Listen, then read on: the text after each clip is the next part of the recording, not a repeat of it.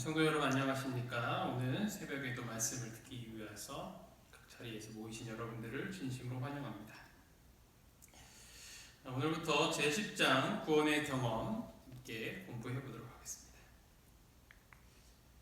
사람이 늙어 외모가 어떻게 변할지 추측할 수 있는 프로그램이 개발됐다고 합니다.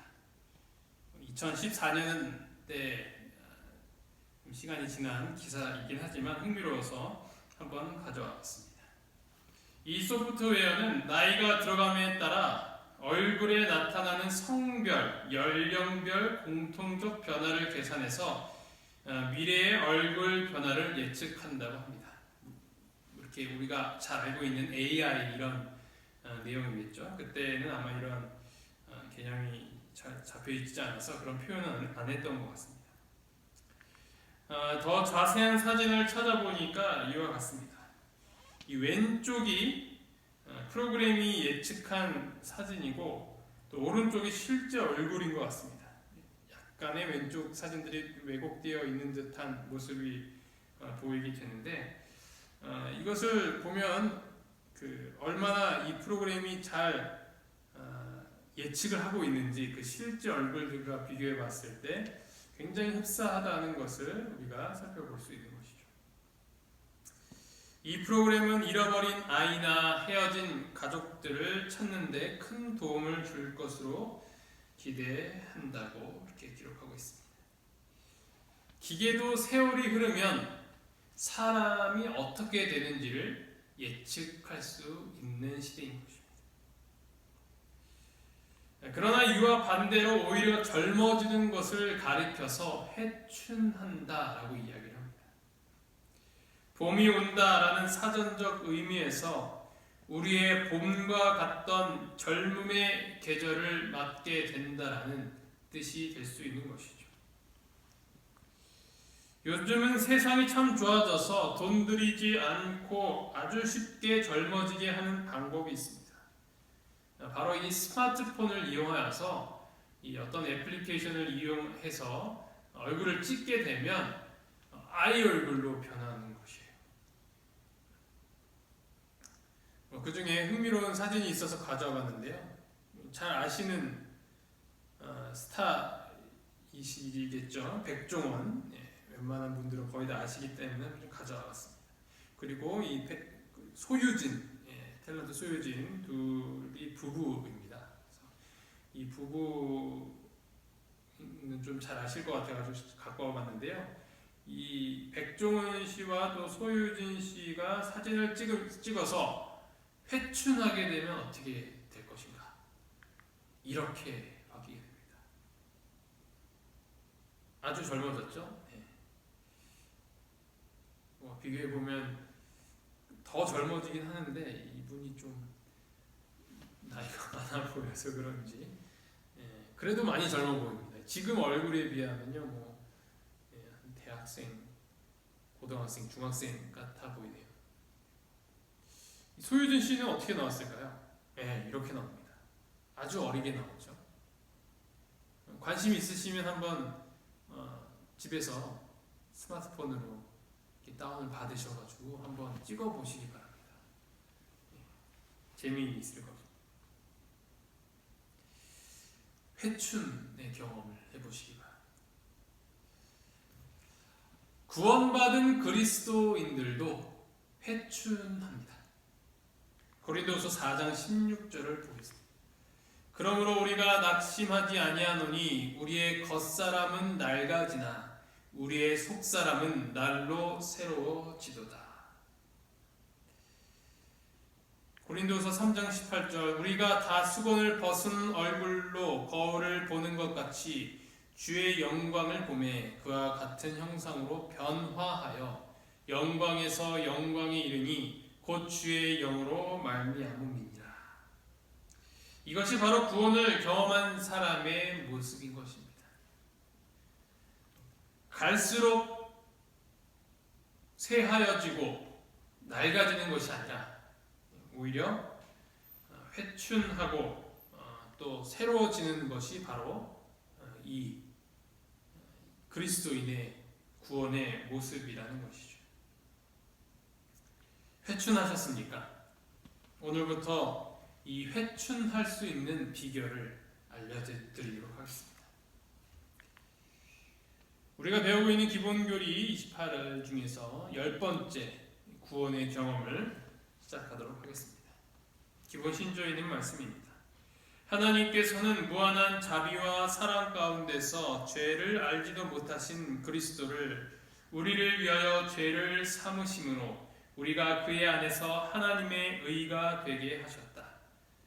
성령의 인도를 받아 우리는 자신의 필요를 자각하고 우리의 죄악성을 인정하고 허물을 회개하며 예수를 주와 그리스도 대치물과 모본으로 믿는 믿음을 행사하게 된다. 구원을 받아들이는 이 믿음은 거룩한 말씀의 능력에서 나오며 또한 이것은 하나님의 은혜의 선물이다. 그리스도로 말미암아 우리는 의롭게 되고 하나님의 자녀로 입양되며 죄의 세력으로 구원을 얻는다. 성령을 통하여 우리는 거듭나고 성화된다. 성령은 우리의 마음을 새롭게 하고 우리의 마음에 하나님의 사랑의 법을 기록하신다. 그리하여 우리는 거룩한 생애를 살 능력을 받는다.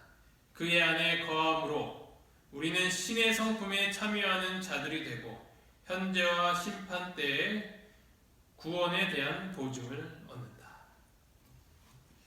구원의 경험은 과거의 구원, 현재의 구원, 미래의 구원이라는 세 부분으로 나뉘어서 설명할 수 있습니다. 그래서 제10장 구원의 경험은 과거, 현재, 미래의 순서로 함께 살펴보도록 하겠습니다. 구원의 경험과 과거.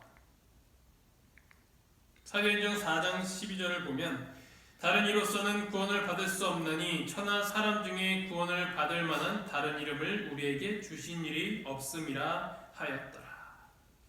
예수 그리스도를 통해서만 사람은 구원을 받을 수 있다는 것입니다.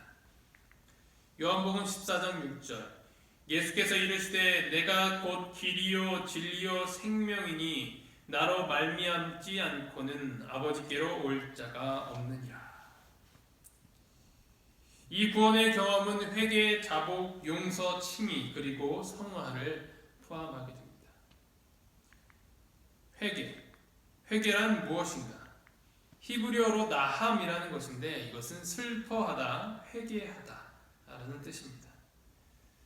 또한 헬라어로는 메타노에오인데 이것은 마음을 바꾸다, 자책감을 느끼다, 회개하다 라는 뜻을 갖고 있습니다. 잠언 28장 13절을 보면 자기의 죄를 숨기는 자는 형통하지 못하나 죄를 자복하고 버리는 자는 불쌍히 여김을 받으리라 라고 기록을 하고 있습니다. 이것이 바로 회개라는 것이죠. 진정한 회개는 하나님과 죄에 대한 태도를 근본적으로 변화시킵니다.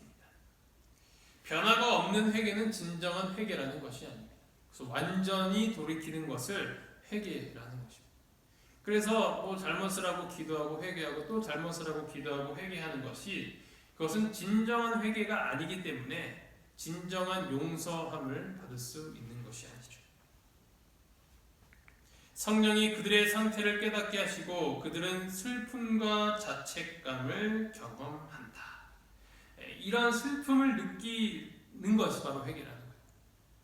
이것이 계속 반복이 된다면 더 이상 슬픔도 느끼지 못하는 그런 마음이 굳어진 상태가 되는 것입니다.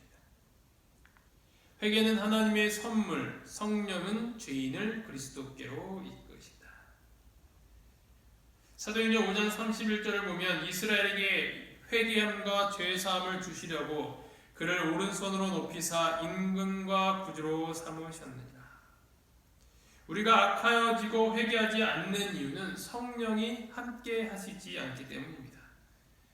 회개하도록 하는 분은 성령 하나님이시기 때문에 성령의 임재를 위하여서 기도해야 합니다. 회개를 위한 동기부여. 그리스도 안에서 회개하는 죄인은 용서를 받을 뿐 아니라 의롭다고 선언이 됩니다. 죄인들이 하나님의 사랑을 깊이 생각할 때 회개에 강력한 동기를 부여받게 됩니다. 로마서 2장 4절 혹 내가 하나님의 인자하심이 너를 인도하여 회개하게 하심을 알지 못하여 그의 인자하심과 용납하심과 길이 참으심이 풍성함을 멸시하느냐. 우리를 회개하도록 이끄시는 그 힘은 바로 하나님의 사랑의 힘인 것입니다. 협박은 힘이 아닙니다. 심판이 무서워서 예수님을 믿는 것은 잘못된 동기인 것이죠. 그러나 사랑을 핑계로 회개하지 않는 자는 또한 분명한 심판을 받게 될 것입니다. 칭의 의미는 참회하는 죄인을 의롭다고 선언하시거나 의롭다고 간주하시는 하나님의 행위이다.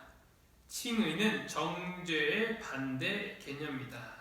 그리고 이 본교의 성경 사전에서는 이 회개를 이렇게 정의하고 있습니다. 이 칭의의 기초는 우리의 순종이 아닌 그리스도의 순종이라고 로마서 5장 18절 19절에서는 이야기하고 있습니다. 그런즉 한 범죄로 많은 사람이 정죄에 이른 것 같이 한 의로운 행위로 말미암아 많은 사람이 의롭다 하심을 받아 생명에 이르렀느니라. 한 사람이 순종하지 아니함으로 많은 사람이 죄인 된 것 같이 한 사람이 순종하심으로 많은 사람이 의인이 되리라. 믿음과 행함의 역할. 빌립보서 3장 8절 9절을 보면 의인은 율법에서 난 것이 아니요 오직 그리스도를 믿는 믿음으로 말미암는 것이라고 설명하고 있습니다. 믿음으로 아브라함은 부르심을 받았을 때 순종하여 장래의 유업으로 받을 땅에 나아갔세 갈 바를 알지 못하고 나아갔다라고 기록하고 있죠. 또한 야고보서 2장 21절을 보면 우리 조상 아브라함이 그 아들 이삭을 제단에 바칠 때 행함으로 의롭다 하심을 받은 것이 아니냐. 행함이 없는 믿음은 그 자체가 죽은 것이라.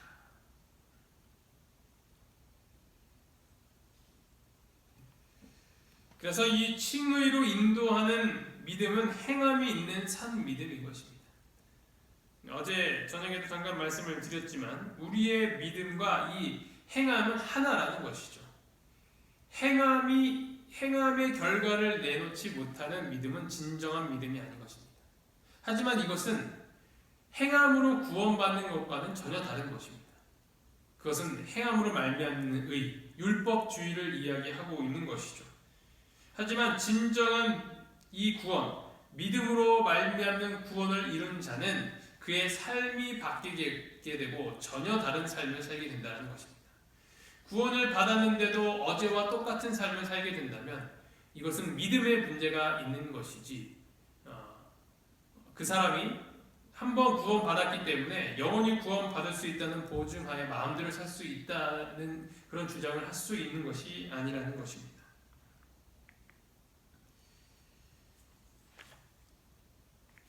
칭의의 역할.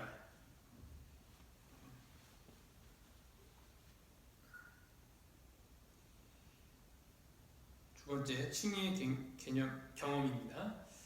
고린도후서 5장 21절 하나님이 죄를 알지도 못하신 이를 우리를 대신하여 죄로 삼으신 것은 우리로 하여금 그 안에서 하나님의 의가 되게 하려 하십니다. 스가랴서 3장 1절로 3절에 보면 이 스가랴의 환상이 나옵니다.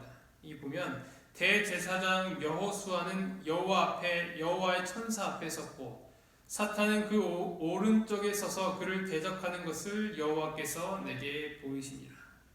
여호와께서 사탄에게 이르시되 사탄아 여호와께서 너를 책망하노라. 예루살렘을 택한 여호와께서 너를 책망하노라. 이는 불에서 꺼낸 그슬리 나무가 아니냐 하실 때 여호수아가 더러운 옷을 입고 천사 앞에 서 있는지라. 여호와께서 자기 앞에 선자들에게 명령하사 그 더러운 옷을 벗기라 하시고 또 여호수아에게 이르시되 내가 내 죄악을 제거하여 버렸으니 내게 아름다운 옷을 입히리라 하시기로. 이 여호수아 제사장이 입고 있었던 그 더러운 옷이 죄를 상징했듯이 이 새 옷은, 하나님께서 다시 입혀주시는 이 새로운 옷은 그리스도 안에서 신자의 새로운 경험을 상징하고 있는 것입니다. 무가치하고 그런 쓸모없는 죄인이지만 진정으로 회개하는 그에게 그리스도의 의가 전가된 옷이 입혀졌던 것입니다. 이런 옷을 받고 입게 되었고, 이 같은 구원의 거룩한 거래가 성경에서 이야기하고 있는 바로 칭의의 교리인 것입니다. 예수님께서 다시 입혀주신 그 옷을 입는 것, 이 스가랴에서 그것을 아주 적절하게 잘 묘사하고 있는 것입니다. 우리가 입고 있는 이 더러운 옷을 오늘 이 시간 벗어버리고 주님께서 입혀주시는 그 의의 옷을 입으시는 우리 모두가 되기를 간절히 바랍니다.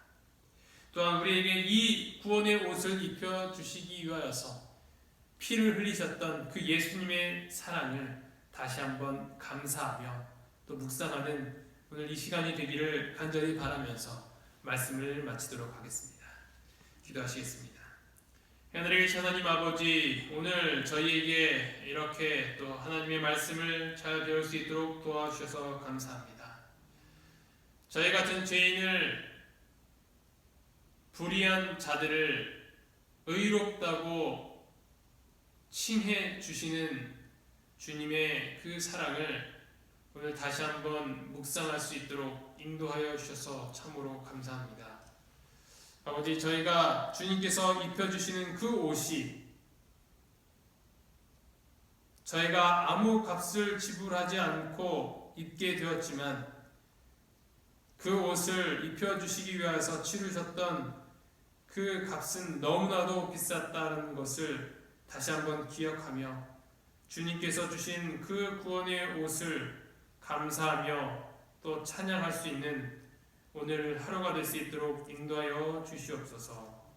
이 모든 말씀 예수 그리스도 이름으로 간절히 기도합니다.